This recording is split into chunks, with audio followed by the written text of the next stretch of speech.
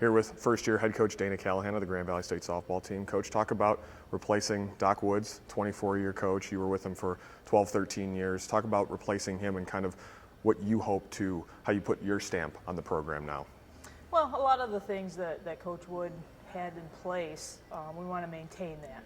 A lot of the tradition that we have here at Grand Valley, obviously the expectations are there as well. We've changed a few things as far as putting my own stamp on it, but a lot of the stuff is the tradition that he put into place and the foundation that he laid. We just want to build on that. We're not putting any real huge expectations on ourselves. We're just going about our practices day by day, working the process, so to speak, and just making sure that we're attempting to get better every single day. We'll probably be a little bit more aggressive on some things. We'll see how it goes. We're a very young team, so we are trying to introduce our younger players to the college game as well. So that's probably been the biggest challenge, is just making sure that they understand the new level that they're playing at and trying to get them up to speed. As far as the pressures that we're putting on ourselves, we're not trying to put any pressure on ourselves. We're just going about our business day by day, trying to get better each and every day. You went to the World Series 2 years ago, and every starter from that team has graduated. It was a very veteran team, juniors and seniors. Talk about bringing in a youthful team and maybe some of the positives that go along with that. Well, being a first-year coach, I get to mold them the way I want to. We don't have a lot of expectations from, they didn't know. They're coming in totally new to the game as well.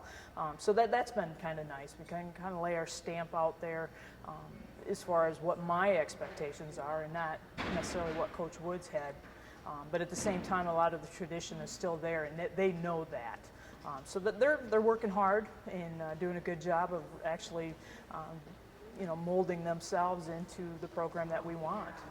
Who are some of the players that you're going to lean on that kind of count as either a team captain or just an impact player that you are kind of saying, hey, we want you to be the leaders of this team?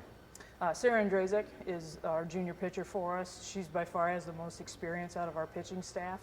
She was a freshman that had a big experience and a lot of experience in our World Series run.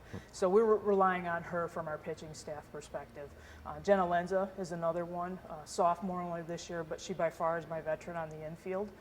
Our outfield, we're going to have some new faces out there. Kelsey Dominguez is probably the one with the most experience.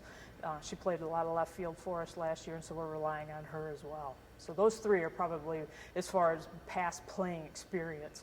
Mary Deppie is another one with some playing experience behind the plate, and she's doing a nice job of controlling our pitching staff and our youthfulness there. So those four is going to be a real core for us. What will be a couple of keys to having a successful season? What is this team's MO going to kind of be? A few years ago, obviously, it was hitting home runs and all that, having a powerful offense. What will this team be? Just consistency, I think.